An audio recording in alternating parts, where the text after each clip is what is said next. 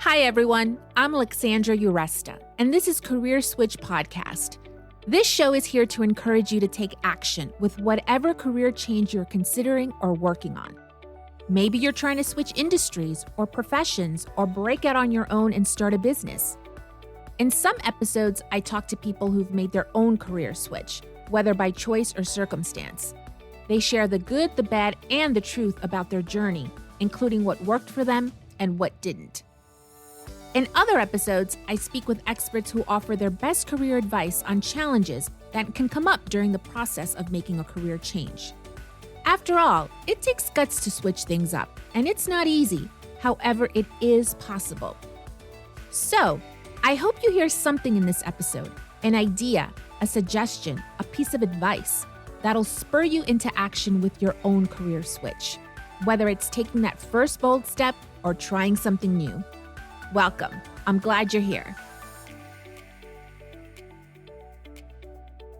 One of the hardest parts about making a career switch is having to show someone that you've been doing A, B, and C in one industry or profession, and that you'll be able to do X, Y, and Z in a new one. You basically have to convince somebody to take a chance on you. Here to help with this challenge is career coach Win Sheffield. In this episode, Win explains how you can use storytelling to make your transferable skills stand out. Stories, like the kind you'd share with your family and friends over dinner, can also help you professionally. We cover how to find stories throughout your career, what to include in a story, and how to best use stories when you're networking, on your resume, and in job interviews. Hi, Win. Thanks for joining us today. You offer a workshop on storytelling.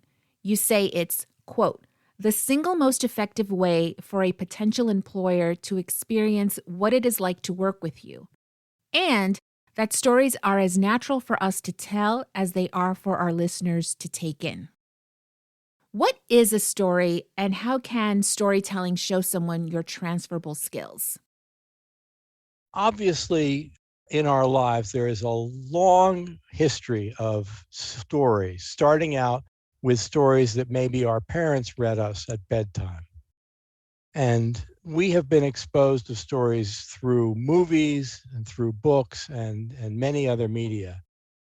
The way I think about stories for career builds on that tradition and takes it in ways that are very helpful for us professionally. For instance, I could say, I got Jack to agree to something, or I'm good at getting people to agree at something. That's not a story, and it's not particularly convincing. But if I say, I was in a meeting once to go over our development project, and Jack was one of those people who was skeptical about it, and when I mentioned that it would be able to help our customer service unit, he leaned forward and seemed interested, then I've told you a story. And then I could finish the story with the result of that. You would know something about me. And that's what we want people to think about us professionally. We want them to know what we can do for them and how we get that work done. Are people surprised when they hear about the concept of using stories? Yes, surprised and intimidated. We all know that we have to put together resumes and we have to practice how we're going to respond in an interview, and we have to introduce ourselves on a regular basis. But we don't think about what's involved with that. And by starting with a single source of stories, we can take a story and work with it so that we have one story which we convey in different ways. Why is storytelling better than simply listing your transferable skills? You showed it a little with your first example, but tell us more about it. So let me give you another more detailed example, and I'll ask you all as listeners to think about what you're learning about this person. So the first thing I could say is, I'm organized, I know basic, and I understand forecasting.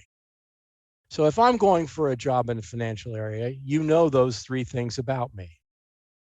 If I say I developed a spreadsheet which allowed us to forecast multiple times monthly instead of putting it off quarterly through automation, then you know something more about me. You know a result. And that's often where people stop in telling about themselves because they figure, well, if I give them the result, the hero comes home with the prize, then they're going to think I'm a wonderful person. But there's another way to tell things in more detail and take a little more time, but is oh so much more convincing that it's really worth it. So if I were to say, early in my career at Citibank, my supervisor, Nancy, called me into her office and said, I want you to take over the forecast from Keith. I said, fine. So I went down the hall to Keith's office. I said, Keith, what's this forecast thing I'm supposed to take over? And this being 1979, he brought out a piece of paper that showed 12 months going across the top with quarterly totals and 14 products going down the side. To me, looked like a nightmare.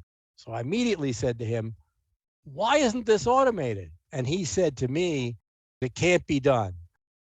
So I went down to Nancy's office and said, Nancy, boldly as a newly minted MBA as I was, we can automate this sheet. And she said, but John wants it by Friday. I said, let's go talk to John. John's our boss, the head of finance unit. So John believes me and says, okay, I'll give you till next Wednesday to do this. So I ended up working more over the weekend than I had wanted to. And I ended up polishing up my college basic, which I thought I would never have to use again because there are no spreadsheet apps in 1979. By Wednesday, I had put together a rudimentary basic program so that we could do those forecasts in an automated way. Nancy was happy because she could do the calculations more than once a month instead of quarterly. John, the head of finance, was happy as well, as was Rich, because he, the head of the whole division, could make use of this. So if you stop and think about what you learned about me from that story, often when I'm in audiences, people say, you persevere, you don't take no for an answer, you get the job done when it needs to be done, you willing to polish up skills that were rusty, all these kinds of things. And for when especially when we're changing jobs, we need to be able to show off those great characteristics in a way that's going to get people's attention because we don't have the specific expertise necessarily for a new area that we're going into. I was taking notes while you were telling the story. And yes, I wrote down that you took initiative, that you speak up when necessary since you went to your supervisor after your colleague said the automation couldn't be done. You're resourceful.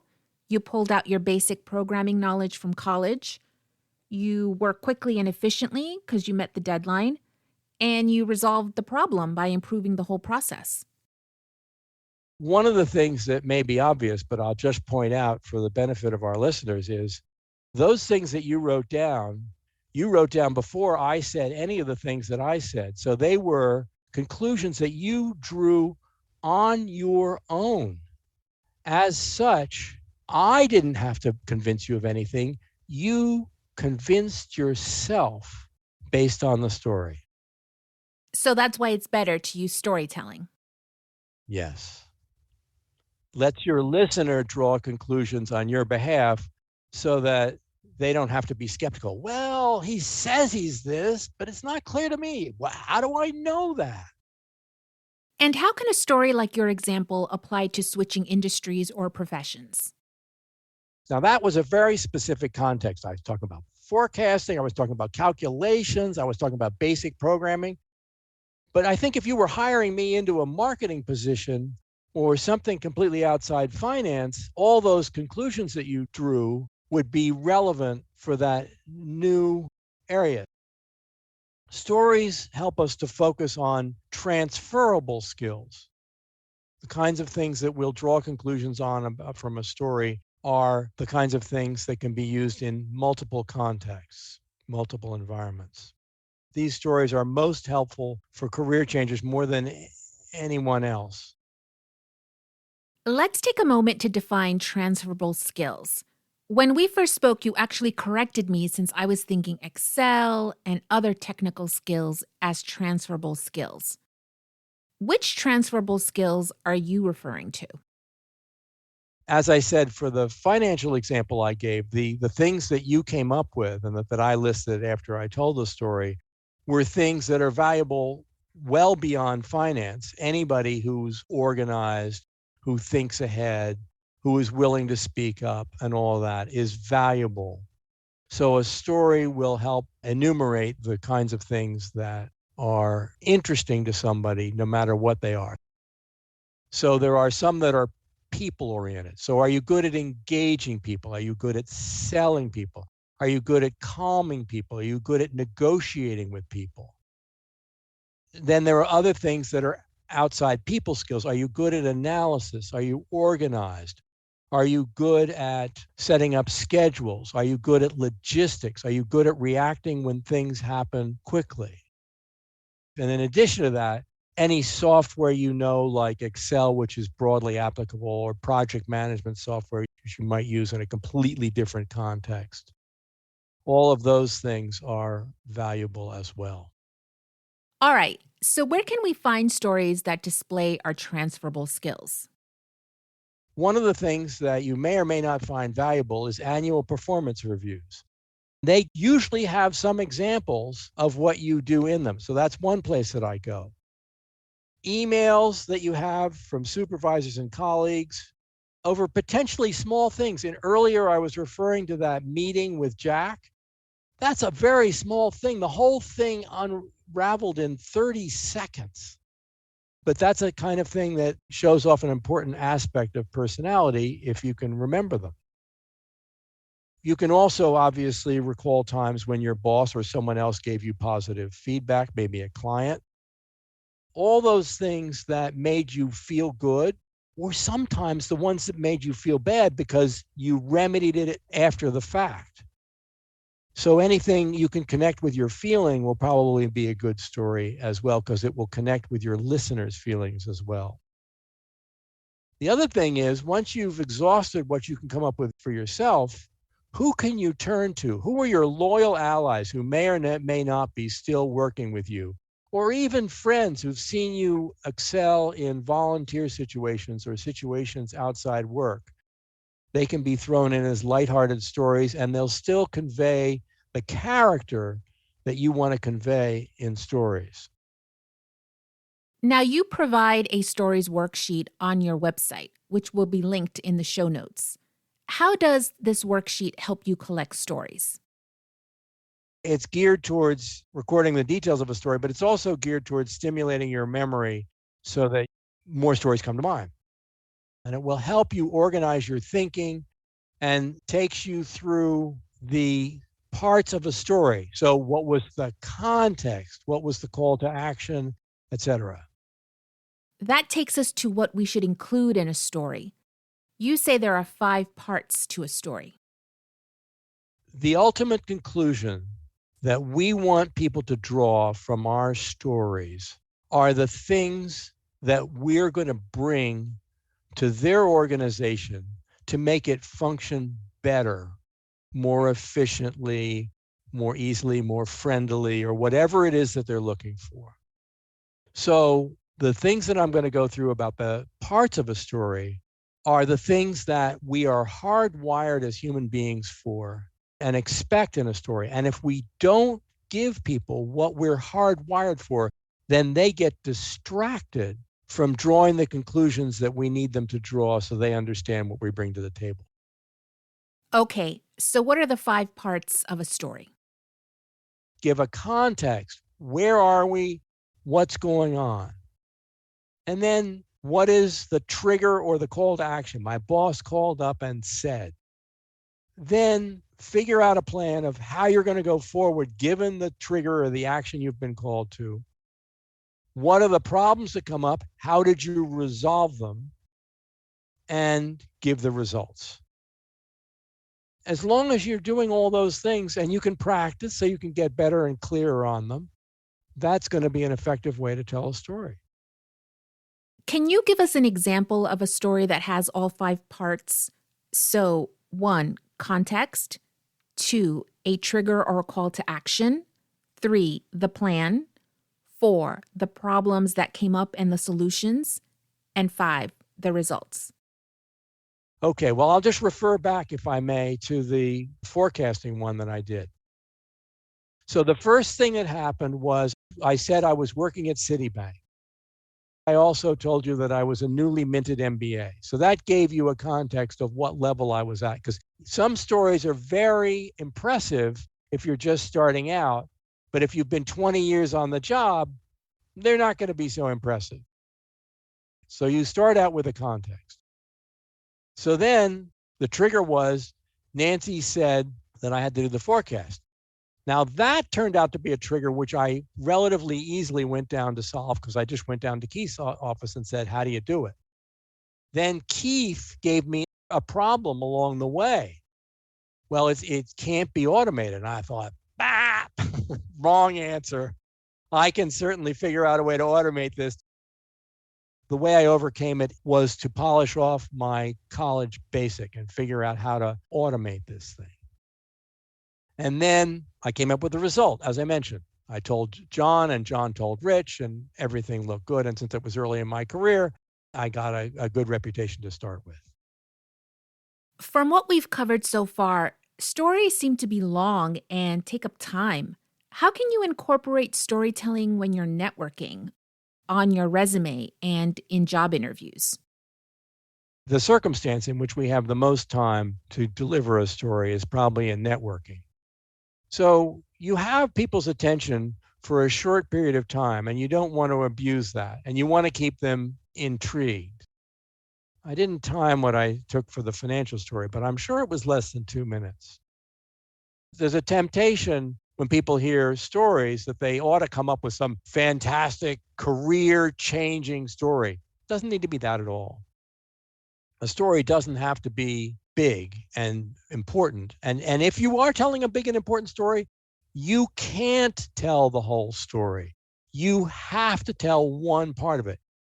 Either take a small part of a bigger story or pick a very small story to begin with.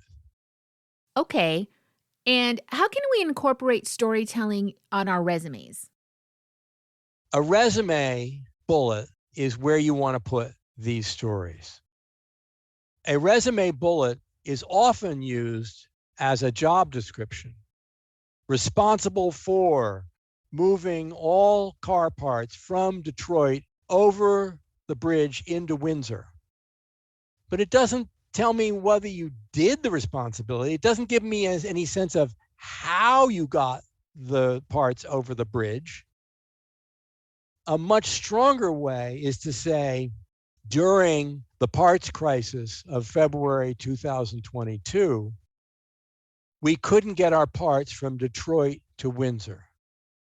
So what I decided to do was to hire a boat for the bulky items that could get there slowly. And I packed the small items in boxes and flew them across. Oh, okay. So there you took apart a problem and figured out a solution. Shows a lot of innovation, right?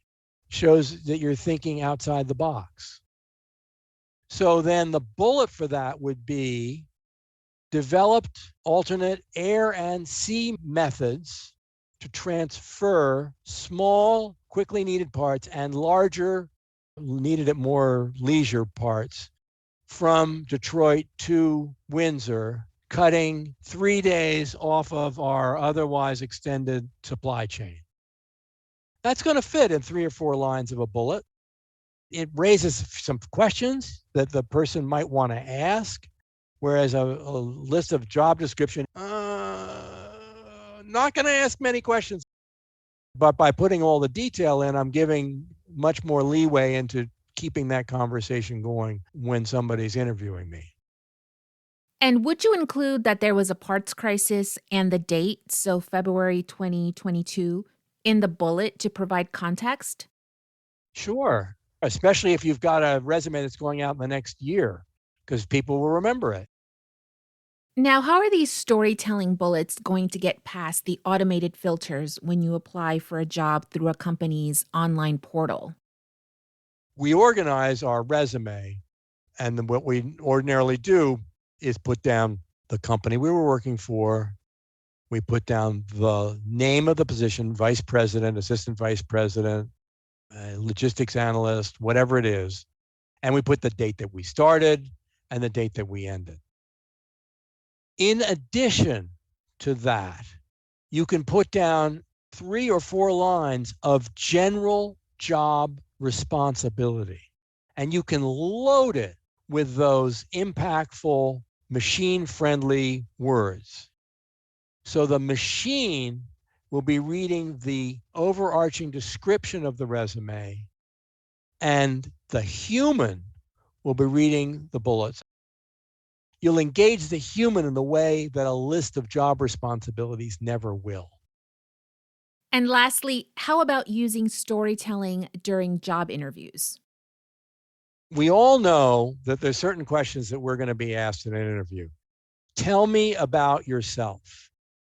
The expectation there, which we need to meet, is that we're going to get a little bit of a potted history. But the nice thing about stories is, while you do have to give that answer, you don't have to give as much detail as you might think for that answer.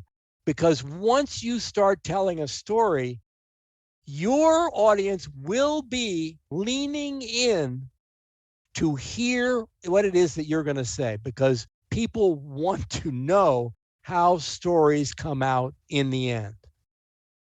So if I'm asked for my history, I might say, I started out working at Citicorp in a financial analyst situation. I had many successes, including a wonderful time when I was able to anticipate the invention of spreadsheets by automating a forecast that we did. I then went on to come back to Citicorp, the investment bank, and I was in charge of developing the user side of a system so that the financial people came to me with their requirements, and I went with the requirements to the systems people. One of the times they decided in mid-course, when we already had a deadline that was 8 months away, to add derivatives products onto what we were doing. That was a big change, and I had to figure out how to change their expectations and change what was actually going to be able to be delivered in consultation with the systems people. After that, I left Citibank and went on to do strategic planning at Morgan, and there's stories that I can tell you about that. And then I went on to PricewaterhouseCoopers, which I've just left, and that's why I'm here to talk to you. So you can see where I've seeded interest in stories all along through that answer. So if you give them things to ask you about, they're grateful. And not only that, but it will serve your mutual interest in getting them to know you better and you to know them better. So stories give them a way of learning a lot about you. And if they tell you stories, you can learn a lot about them. Okay, and as we wrap up, you offer an online stories workshop on Mondays at 4:30 p.m. Eastern Standard Time. So the link will be in the show notes. You also have microcasts that cover storytelling on your website, winsheffield.com. Tell us about those. Microcasts are 5-minute answers, so very quick answers to questions that you have. There is a group of podcasts, maybe 5 or 6, that focus specifically on stories, 5 minutes each, and they answer a lot of the questions that we've talked about in today's podcast. So I would encourage you to go and listen to those as well. Special thanks to Win Sheffield for being our guest today. We covered a lot in this episode, so make sure to check out Win's website, winsheffield.com, for his stories worksheet and microcasts, and to register for his stories workshop. You can find links to the resources mentioned in this episode and more helpful information in the show notes and on our website, careerswitchpod.com. So, what's your career switch? Are you motivated to take action after listening to this episode? Tell us at careerswitchpod.com. We'd love to know, along with any feedback you have about the show. Let us know too if you'd like to be a guest. Follow us on Instagram, Facebook, and LinkedIn at CareerSwitchPod. And please rate, review, and share with your friends and colleagues. It'll help get the show out there. Thanks for listening today. Till next time.